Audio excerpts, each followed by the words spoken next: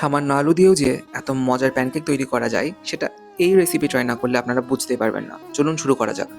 প্রথমেই আমি মিডিয়াম সাইজের ২টা আলু নিয়ে নিয়েছি। চেষ্টা করবেন এই জাতের আলুগুলোই ব্যবহার করার। অন্য জাতের ছোট আলু দিয়ে কিন্তু এটা খুব একটা ভালো হবে না। আলু কাটা হয়ে গেলে আমি এগুলোকে সেদ্ধ করতে দিব।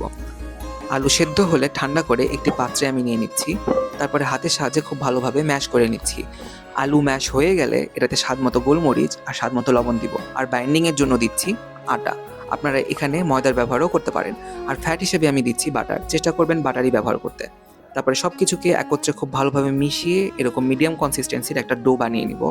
ডো হয়ে গেলে রুটি বেলার মতন করে বেলে নিব, একটু মোটা করে। বেলা হয়ে গেলে এ পর্যায়ে আমি এটাকে একটি চাকুর সাহায্যে চারকোনা করে কেটে নিচ্ছি। এই একই কাজ আপনারা চাইলে স্টিলের গ্লাস অথবা কুকি কাটার দিয়েও করতে পারেন।